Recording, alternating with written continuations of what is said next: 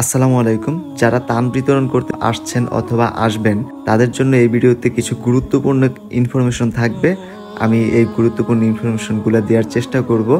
আশা করি যারা ত্রাণ বিতরণ করতে আসবেন তাদের জন্য ইনফরমেশনগুলো খুবই গুরুত্বপূর্ণ। সর্বপ্রথম আমি পানির বিষয়টা জানাতে চাই।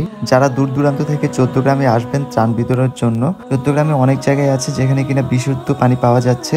আপনারা চাইলে দূর দূরান্ত থেকে যারা আসবেন তারা খালি বোতল কালেক্ট করে নিয়ে এসে দেন এখান থেকে কালেক্ট করতে পারেন। এতে হিউজ পরিমাণ একটা অ্যামাউন্ট সেভ হয়ে যায়। দ্বিতীয়ত যে বিষয়টা, কোথায় কোথায় ত্রাণ দিবেন, দেখেন চৌদ্দগ্রামে অনেক জায়গায় এখন আলহামদুলিল্লাহ ভালো আছে।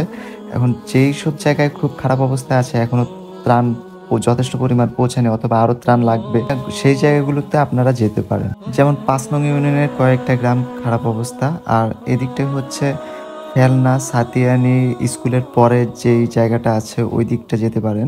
এরপর মিতল্লা, হচ্ছে ধনুষরা, শলাগান্তি, যাত্রাপুর। শ্যামপুরের অবস্থাটাও অনেক খারাপ, কিন্তু শ্যামপুর যথেষ্ট পরিমাণ ত্রাণ যাচ্ছে যতটুকু জানি। তিনপাড়া বসন্তপুরের ভিতরের সাইডটা, খিরুনশাল বাজারের উত্তর দিকে, খিরুনশাল উত্তর পাড়ায় আপনারা চেষ্টা করবেন রোডের মধ্যে ত্রাণ বিতরণ না করার জন্য। যতটুকু ভিতরে গিয়ে ত্রাণ পৌঁছে দেওয়া যায় ওইটা চেষ্টা করবেন। যতটুকু শুনলাম চৌদ্দগ্রাম থেকে ফেনীর অবস্থা খুবই ভয়াবহ। আপনারা যদি পারেন ফেনীর ভিতরের সাইডে যাওয়ার চেষ্টা করবেন, যতটুকু যাওয়া যায়, সাঁতার কেটে হোক, নৌকা দিয়ে হোক, যেভাবেই হোক। ওই দিকের মানুষগুলো খুবই বিপদগ্রস্ত। তারপরে যে বিষয়টা হচ্ছে সেটা হচ্ছে গবাদি পশুর খাদ্য। ত্রাণ হিসেবে কেউ যদি গবাদি পশুর খাদ্য নিয়ে আসেন, হাঁস মুরগি গরু ছাগল, সেটার জন্য খুবই ভালো হয়। মানুষের জন্য তো অনেকেই খাবার নিয়ে আসছে, কিন্তু পশু পাখিগুলোর খাবারের খুবই সংকট। পরের যে বিষয়টা আমি বলতে চাই সেটা হচ্ছে বন্যার্তদের জন্য। বন্যার্তরা অনেকেই আছে সবল স্বাবলম্বী, ঘরে রান্না করে খেতে পারছে, কিন্তু তারপরেও তারা ত্রাণের গাড়ি দেখলে ভিড় জমায়, ত্রাণ নেওয়ার জন্য হাহাকার করে। কিন্তু আপনাদের উচিত যে আপনার পাশের মানুষ কি খেলো, কে রান্না করতে পারছে না, তার দিকে একটু খেয়াল রাখুন। নিজের চিন্তাও করুন, মানুষের চিন্তাও করুন। যেমন কিছু কিছু মানুষ, আমরা যখন খাবার বিতরণ করছিলাম তখন আমাদের বলছিল যে আমাদের লাগবে না, অন্য কাউকে দেন। যারা রান্না করে খেতে পারছে না, ঘর থেকে বের হতে পারছে না, সো এমন মনুষ্যত্ব সবারই আমি মনে করি থাকা উচিত। আর কিছু কিছু মানুষ আমাদেরকে এতটা হেল্প করেছে ভিতরে নিয়ে যাওয়ার জন্য যে তাদের নিজেদের বাইক দিয়ে আমাদেরকে অনেকটা ভিতরে নিয়ে গেছে। দেন হচ্ছে আমাদের খাবারগুলো বাইকে করে গেছে, আমরা হেঁটে হেঁটে প্রায় 1-1.5 কিলোমিটার হেঁটে গেছি, যেখানে আমাদের গাড়ি যাওয়া পসিবল না। আমরা ওইখানে নেমে 1-1.5 কিলো ভিতরে গিয়ে তারপর হচ্ছে খাবারগুলো বিতরণ করে আসছি। আপনারাও ইনশাল্লাহ চেষ্টা করবেন যে যত ভিতরের দিকে যাওয়া যায়, ভিতরের মানুষগুলো বেশি কষ্টে আছে।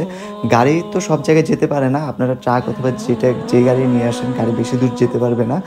আপনারা হেঁটে দরকার হয় 1-1.5 কিলো পর্যন্ত যাওয়ার চেষ্টা করবেন।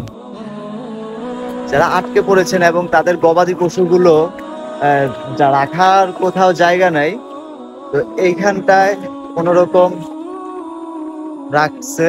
তো খাবারের ব্যবস্থা কি, আমরা দেখি একজনের কাছে জিজ্ঞেস করি যে এই গরুগুলোর খাবারের ব্যবস্থা কি করছে তারা।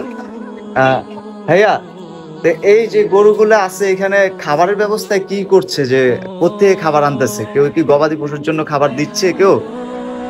না, এগুলা মানুষে সিন ডুবে তো মানুষে টুকটাক যা খাবার খার নাই মানে খাচ্ছে আবার খাচ্ছে না, এরকম একটা অবস্থা না?